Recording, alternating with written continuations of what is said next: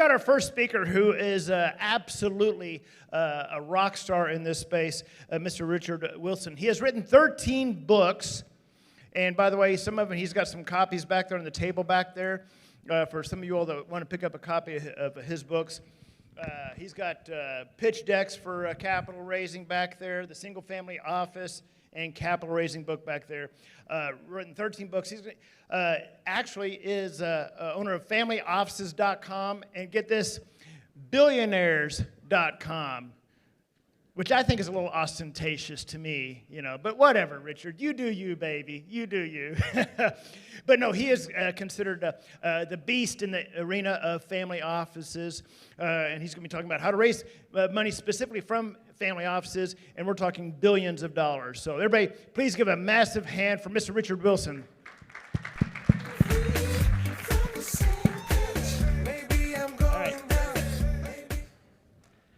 Thank you, John. Thank you for having me here, Tim.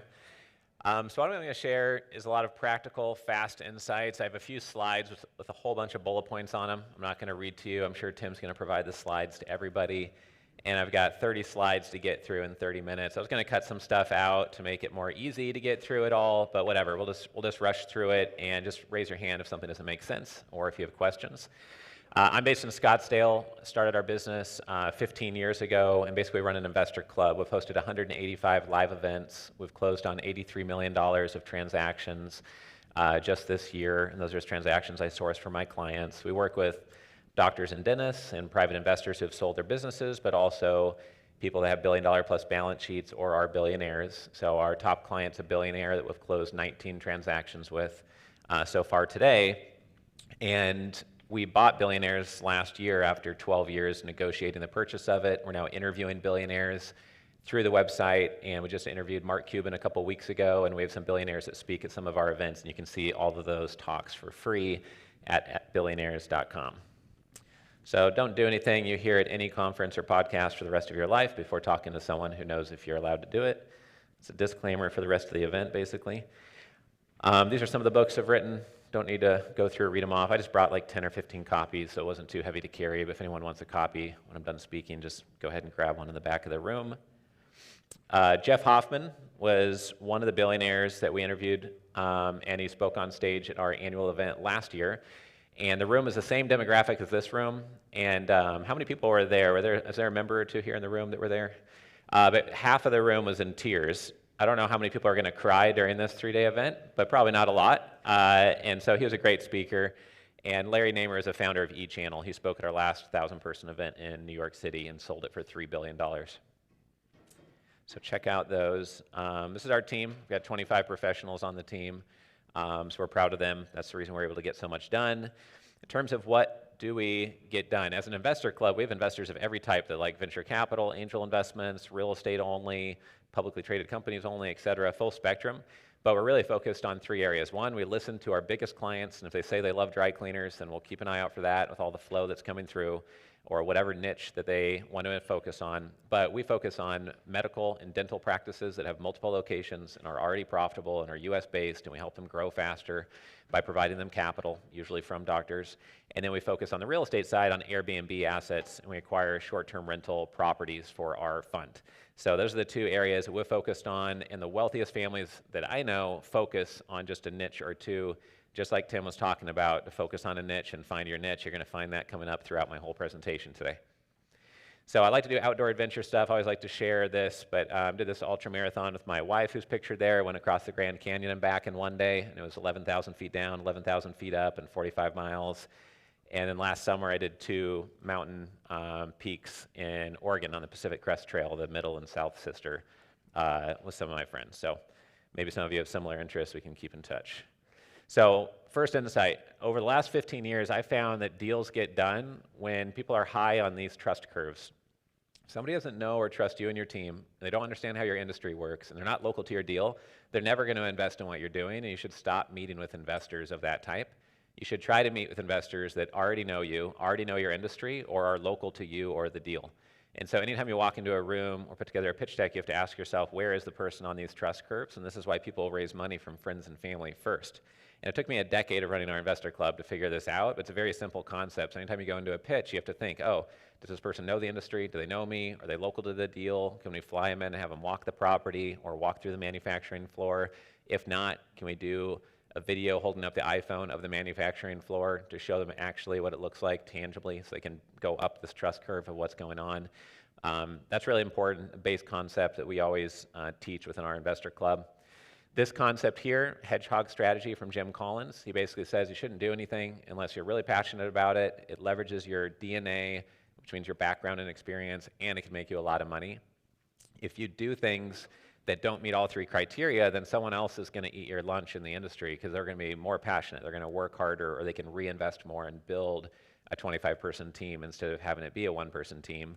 I also like to look at niches when we're choosing opportunities and look at what is your biggest strength, where's the most future demand, and where's the least amount of competition. I don't like doing anything that everybody else is doing.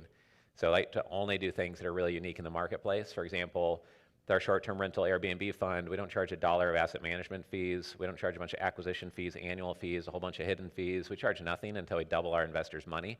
And then after you have doubled your money, you get a vacation credit in the Airbnb properties, and you can stay there over time, but we've doubled your money before we earn $1. That's different, that's unique, and there's not many Airbnb funds out there. So we chose something unique and a unique structure. That's super important so you stand out from other people. If you choose a unique sandbox to define your marketplace in, though, then it could look like this, and anyone else could wake up tomorrow and decide, oh, I'm going to also just acquire self-storage in Austin or invest into dry cleaners or stem cell therapy centers in San Diego, whatever the niche is. It might be unique, it might be well-defined, it might play off of all your strengths, but if you don't build up walls around it, any toddler can wander into your sandbox, and now you have 2 competitors, 3 competitors, and 20 competitors.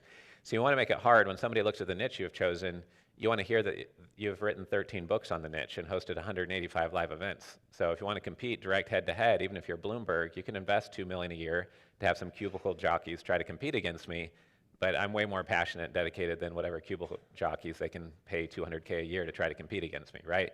You want someone else to look at your sandbox and see walls around it, and some of what Tim was talking about is building up an investor funnel through social media, through media assets, through thought leadership, through expert positioning. So traditional funnel is basically, this is the world getting to know you in the first stage, that they know you exist on planet Earth now and they've interacted in some way. And then they're more qualified as they move through your funnel, engage with content, read things, hear you speak, read a book, listen to your podcast. And then at the end, maybe they invest and become an investor with you. Another way to look at it is they go from unaware to customer to a fan. So very basic marketing 101, but applying it to raising capital is a little bit harder. And nobody wants to do this work. It's very exciting to say, oh, we're going to be #1 for this. We're going to be #1 on how to start a family office, or #1 for centimillionaires and working with 100 million plus net worth families. That's exciting to say. No one wants to do this part. This is defending your territory and building the walls, and this takes real work and dedication. So you have to make sure whatever you choose for this sandbox is so exciting that you'd be willing to do any amount of work to make it look like this, because if you could ever be #1 in that sandbox, it would be worth millions of dollars a year. And that's what we've spent the last 15 years doing in our business, and we continue to build funnels within our funnels, like the Billionaires.com, the Billionaire funnel within our existing funnel. We're not abandoning our past, we're just building upon it and building on niches within a niche. And if you do any of these things, you'll be way ahead of most people here in the room that don't write articles consistently, don't have a podcast, haven't written a book, don't speak on stages, don't have a YouTube channel, all of that stuff. And I know people who have raised $100 million just doing one piece of this funnel, but if you do the whole funnel, then you're going to be light years ahead of other people. If you look at every other person who puts out thought leadership in the family office industry and you combined all of their thought leadership globally ×2, they don't have the amount of thought leadership that we've put out.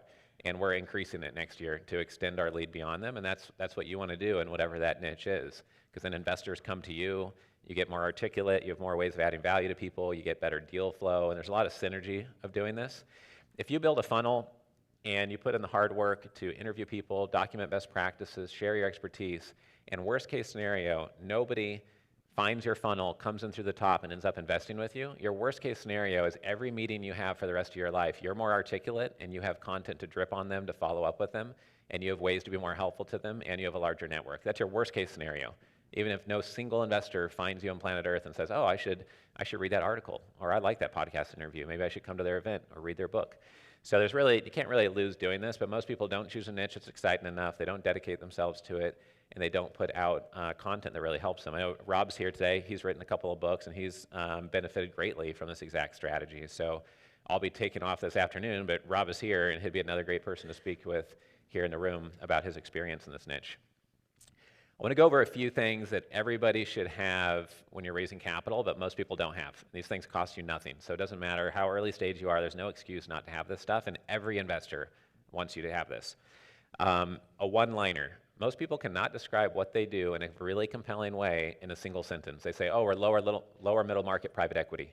Oh, we're value-add multifamily. It's like, yeah, but 10,000 other people are also value-add multifamily, so now nobody cares about what you just said, right? So you need to be able to say, we convert really ugly motels that nobody wants into studio apartments. Or what we do is invest in profitable stem cell therapy centers only in Austin, Texas that are doing $1 million plus in EBITDA. And now they know what you do. But even better is saying, credibility-wise, we've served 422 investors over 9 years to acquire 6,000 doors of multifamily assets. Those are very tangible numbers that somebody could audit. If you had to prove it, it's fine. You could show it to them. Otherwise, anyone at the table around you could wake up tomorrow and say, oh, we're lower middle market private equity. And now your one-liner sucks so bad, the person next to you could just make one up on the spot and look just as credible as you. So it's a disservice to yourself. Investors want to know, am I de-risking my time working with you? Am I not? So you have to have in a single sentence. And we have at our 1,000-person event, we have people submit their one-liners. It's literally called Submit Your One-Liner. They know it's going to be shown in front of the whole room. And even the people that have a one-liner, quote unquote, will submit it. It'll be a paragraph long, be very generic, not use real numbers, and they knew it was going to be shown to everyone in the room, and the investors will all rate it really bad. Well, they'll hold up the numbers and rate it poorly. So a lot of people who have one, it's a bad one. So work on that if you haven't already. A one-pager, a lot of people don't have. It sounds so simple. A lot of people have their 42 or 72-page pitch deck, which should probably be 15 to 19 pages, but they have no single one-page or one-page front and back document. You should always have this. No one wants to read your long pitch deck until they first know, am I wasting my time? And they don't know if they're wasting their time until they see your one-liner and look at your one-pager. So make sure you have this. Really doesn't cost much at all to get something like this produced. The other thing is videos. Most people do not have any video of their founder. And if you meet somebody at one of the mini masterminds today, you probably know in 30 seconds of them talking or saying what they do, whether that person has a lot in common with you, nothing in common, whether you really like the person, if they seem highly stressed out and anxious, or a really nice person you have a lot in common with. And so the same is true with investors. They want to see a video from the founder articulating their strategy, and just a little 2 to 5 minute video on the homepage of your website, early in your pitch deck, on your one-pager. And if you don't have that, you're really losing out. So if you look at our websites, a lot of them that are investor facing, you'll see the video from me on there. If you go to investorclub.com, if you go to investorresidences.com, if you go to dentistinvestors.com, or billionaires.com, there's videos on all those websites introducing myself, introducing our company. And that's really critical, and nobody does this. And you can do it with an iPhone. You don't have to have fancy equipment. It's better than not having a video, and all investors want this. And after hosting 185 events running our investor club, I can tell you that every investor wants this. How many people here in the room have a video of their founder that's under 5 minutes, a one-pager, and a one-liner that's really dialed in? So we have like 10 or 12 people, which is better than average when I ask out of the room. This slide, I'm not going to read over because it's long, but I just wanted to make the point that you really need to strive to be institutionally polished and be institutional quality. If you're always a half notch or a full notch above where your current investor base expects you to operate, then you're going to attract larger investors, right? If you're just trying to appeal to people that write $10,000 checks, then you'll be stuck at that level. If you try to appeal to the ultra wealthy, then the high net worth people will come in faster because your due diligence preparation work is done, your data room is prepared, you're professional, polite, things are streamlined, you're ready to answer questions, you don't get stressed out when they ask you a tough question or two, you're used to that, it's not your first rodeo. So you need to really make sure of that and make sure everything you have is concise, professional, and polished. If you don't care enough about what you're doing to get a $10 domain name so you're not emailing people from a Gmail email address, or if you don't care enough not to have a clip art logo from the 1990s or a 3-page website on what you're doing, why should anyone invest their time? Because their time is worth money. And if you haven't invested money in what you're doing, why should they invest their time in what you're doing? You obviously don't care, and no one will take you more seriously than you take yourself. So make sure you have these base things in place. A lot of people mess that up. Even though they'll spend thousands of dollars coming to an event, flying on the airplane, and then they just act in a way that makes people not think they're professional from the start. Here's an example of what's not professional. I'm not going to read this off line by line, but basically, somebody texted me thinking I was an investor and said, hey, I need equity. Can we jump on the phone? And I said, oh, can you tell me what you're selling first or what this project is? They said, no, I really have to explain it over the phone. It has to be done over the phone. I said, okay, well, I need to see it. And he said, hey, by now I could have already told you. And I told him, like, well, right now I'm on a Zoom board member call. So literally I can't call you right now. I'm on another call. And he just got really mad about it. He's like, okay, if that's how you want to handle it, then so be it. Because now we've wasted time. I said, okay, great. Have a nice life. But some people are just in a mode where they don't respect how busy investors are. I'm not worth hundreds of millions of dollars, but I'm very busy and I have a 25-person team for a reason, to leverage my time, just like Tim was talking about. He doesn't execute on 99% of his ideas. He architects it and his team executes on it. So just yesterday, I had someone where I started to write a reply twice, and I was like, I'm just not going to reply to this person. But basically, I said, hey, I'm jumping on an airplane going to Dallas, and why don't you start out talking to my head of investor relations, and she can explain how our investor club works. He said, oh, no, sorry, I don't talk to people's staff. I only talk to the CEO. And my first response was like, okay, well, I don't talk to assholes, so see you later. And I deleted it, and I said, no, this is like, arguing on the internet. It's like Special Olympics, right? If you win, So the other response I started to write was like, well, I can't introduce you to any family offices because they're going to have an underwriter, they're going to have a CIO, they're going to have a managing director. Like, you're going to say that to them and be rude to them. So you just have to move on from people like that and just be as far away from that as possible and try to be class act and professional and polite and follow up persistently while being polite with other people. One of the ideas that's changed my entire business is an idea I got from Eben Pagan and Vern Harnish, and that is acquiring strategic choke points. So if you write the first publication on a topic, or host the biggest event, or run a nonprofit group in a niche, or you're the exclusive sponsor for an investor group in your area, then you have that position. And unless you leave it or lose it or do a bad job on it, then you have that, and it's a strategic choke point. Just like this area in the Middle East, where the flow of oil to most of the world comes through this little area.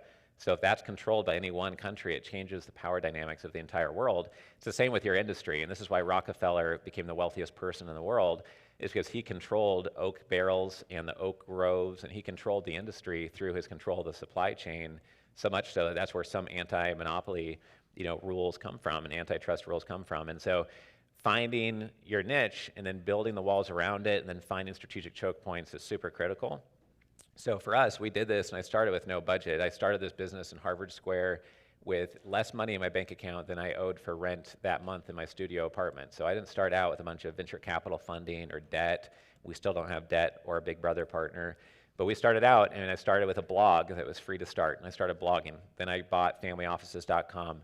Then I started a LinkedIn group. Then I bought a couple LinkedIn groups, and I got a book deal with Wiley. Then we had the best-selling book in family offices, and I wrote the first book on single-family offices, the first book on Billionaires, the first book on how to start a family office.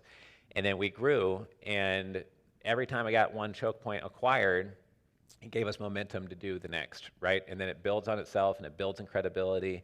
And then we started hosting conferences after I had spoken at a couple hundred conferences in 14 countries. I said I could do this, and so I did an evening cocktail hour event with 2 speakers, and I did a half-day event, and then a full-day event. And then now we do 15 events a year, and our biggest events have 150 speakers on stage over 3 days and 1,500 people at them. But the point of bringing it up is that we started with absolutely nothing, and then you grow into acquiring these choke points that give you big momentum. But you have to know your niche and be dedicated to it, or you won't want to do the work to acquire the choke points. But this has completely changed my business. Doubling your deal flow, I realize that most people here, they think to themselves, oh, I've got more than enough deal flow. If I had enough investors, I could do $10 billion of deals a year. Well, that's true with anyone who can go to loopnet.com or access any business brokerage website, right? If we all had unlimited money, we could all do 10 billion of deals a year, right? Having really compelling deal flow that really makes people lean forward and say, how did you possibly do that, is what gets money to come in. When you buy a property with a really creative structure and you didn't even have to put money down or not much down, or you get seller financing, or one of the 20 transactions that's going into our Airbnb fund, for example, we negotiated a 16.5% preferred return and a 50-50 profit split after that.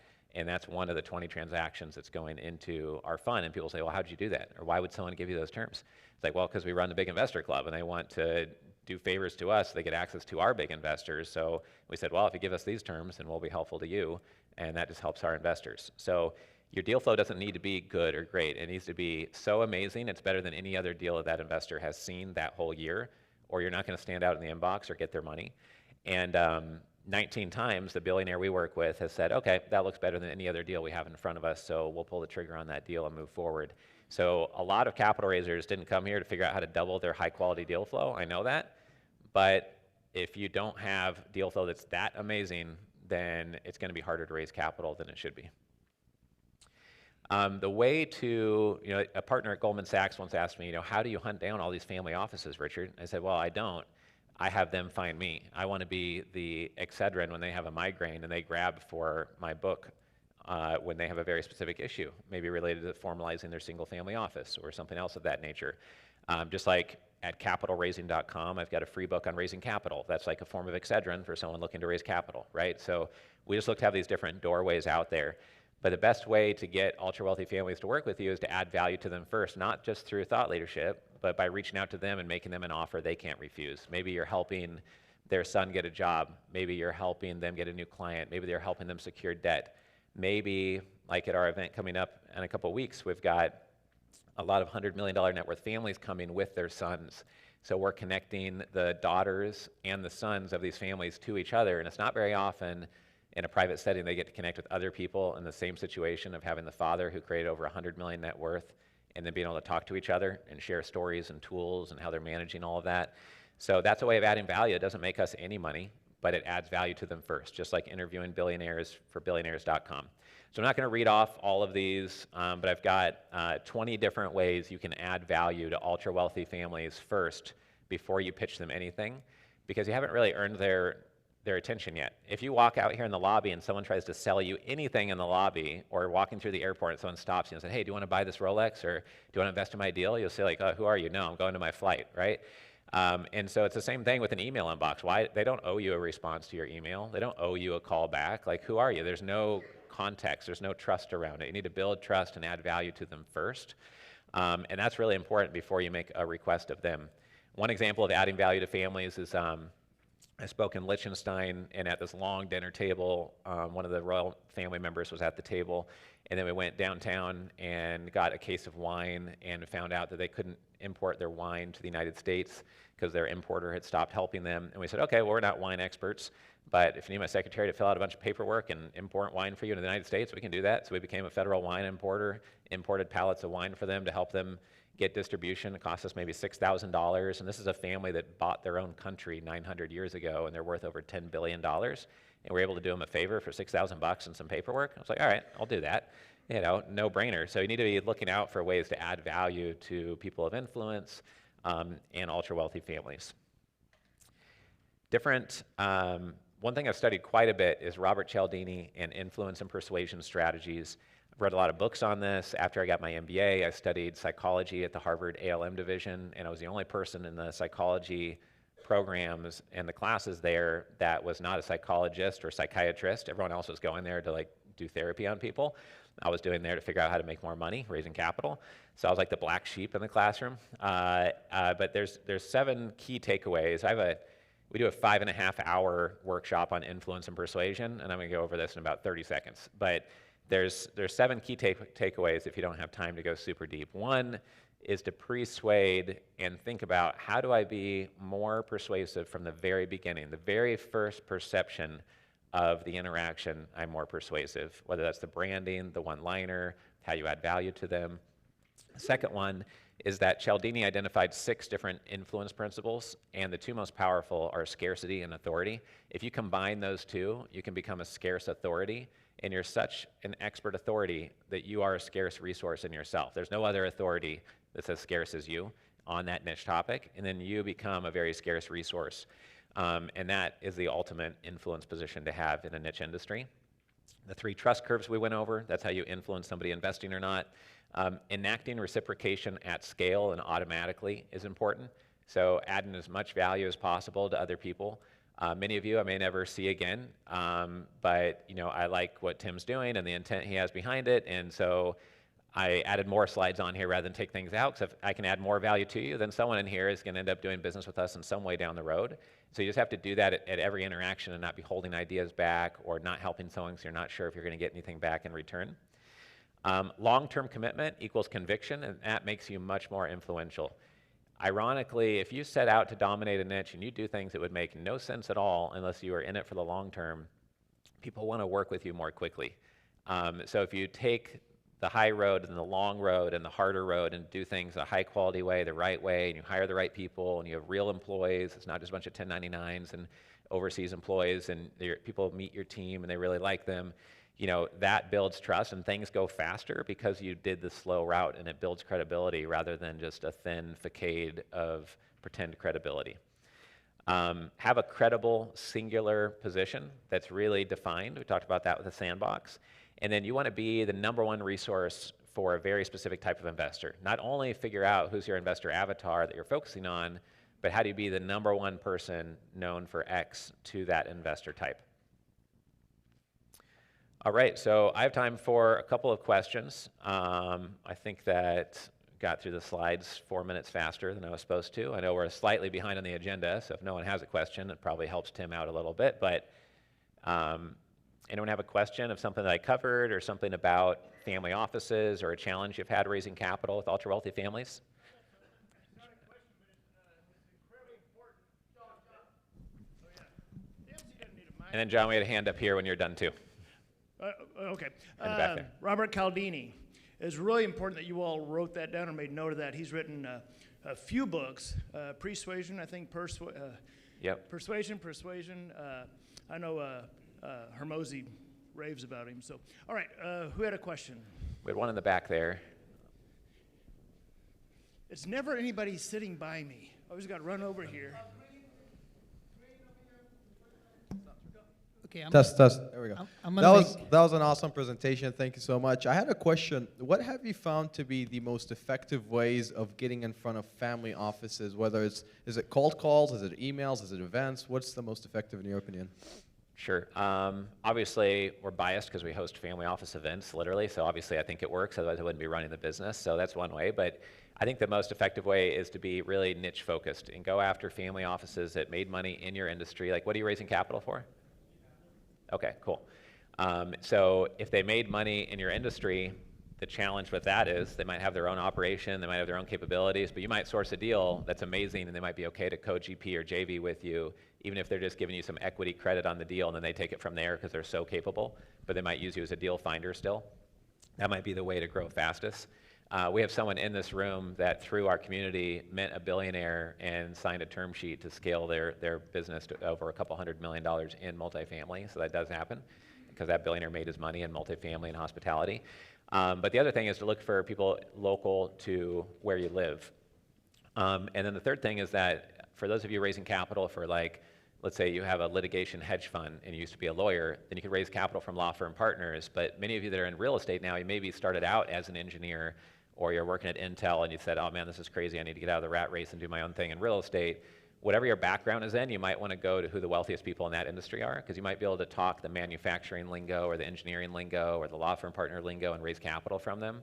And then you have to look at where's all the wealth created in my city where I live or within an hour or two drive, like Silicon Valley has different types of money than Miami, which is different than New York or Austin. So you have to adapt it to who you are, where you are, what type of asset you're raising capital for, and then try to find the investor who's predisposed to say yes to you fastest. And then adding value to them first, and figuring out what's your 3 to 4 go-to templates. Like one of mine is if someone's raising capital for something, we have some investment structures that allow them to raise capital but not dilute their company, and it's not debt, and it still is equity, but it makes it so they don't get diluted over time. And I can email someone worth $100 million plus, and it's a high percentage chance they'll email me back right away the same day when I send them an email about how I could help them not be diluted over and over again as they grow their chain of restaurants or consumer product stores.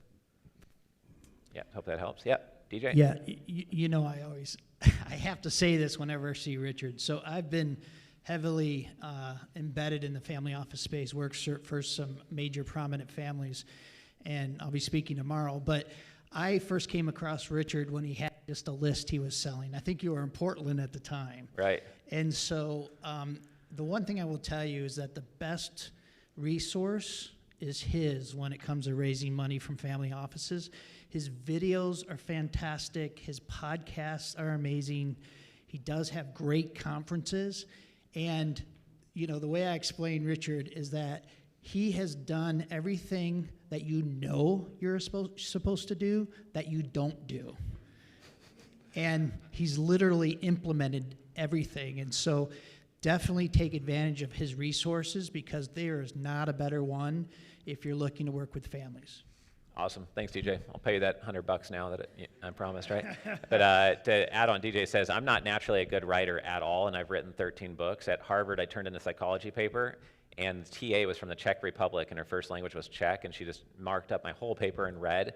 And her first question when she sat down with me, she said, is English your first language? And I said, yeah, it is.